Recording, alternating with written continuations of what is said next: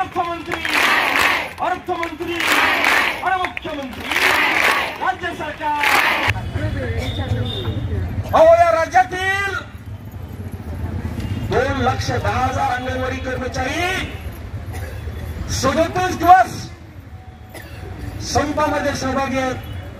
जवळपास 70 लाखापेक्षा अधिक लाभार्थी आहारापासून वंचित आहेत। सरकारला 37 दिवस झालं कळालं नाही, आता कळालंय आणि इकडे दडपशाही करायला कार्यकर्ती मदतनीसावर नोटिसा बजावायला लागले। अहो, अंगणवाडी कर्मचारी काय हौसेनं संपावर गेलेले नाहीत। हा प्रश्न तुम्ही भिजत ठेवू नका, तात्काळ मिटवा। अगदी दुसऱ्या दिवशी राज्यातल्या 1 लाख अंगणवाडी केंद्रामध्ये 2,10,000 कर्मचारी तत्काळ अंगणवाडी उघडून लाभार्थ्याला सेवा देतील, असं जर सरकारला व्हावं वाटत असतं तर 37 दिवस थांबायची गरज असती का हो? म्हणजे संप करायला भाग कोण पाडत आहे? सरकार।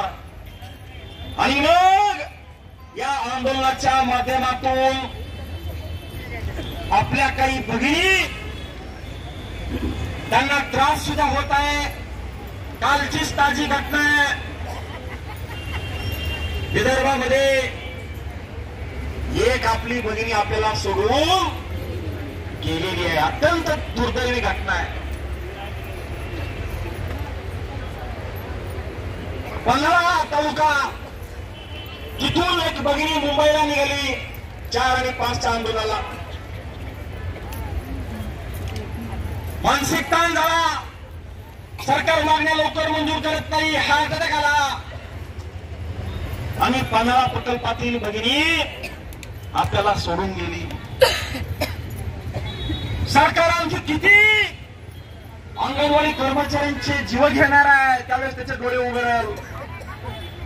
आणि म्हणून या प्रसंगी सरकारला सांगायचंय की आता तरी तुमचे डोळे उघडा, पहा या अंगणवाडी सेविका मदतनीसाकडं नाशिकमध्ये कालचा प्रकार काय घडला। मुख्यमंत्र्यांसमोर लोटांगण घेऊन आपली भगिनी धाय रडू लागली। फक्त तिच्या मुखातून निघत होतं, आमच्या मागण्या मान्य करा, आमच्या मागण्या मान्य करा। परंतु मुख्यमंत्री बघण्यापलीकडे काही करत नव्हते। मुख्यमंत्र्यांसमोरून त्या भगिनीला पोलिसांनी फरफटत ओढून गेलं। मुख्यमंत्री फक्त पाहत राहिले। किती दुर्दैवी घटना आहे। या राज्याच्या प्रमुखाला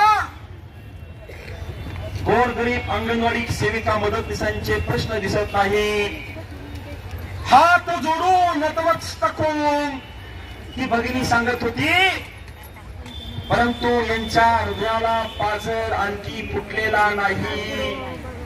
अशाच महत्त्वाच्या माहितीसाठी बातम्यासाठी आमचे YouTube चॅनल सबस्क्राइब करा व घंटेच्या बटनावर दाबून ऑल नोटिफिकेशन सेट करा। धन्यवाद।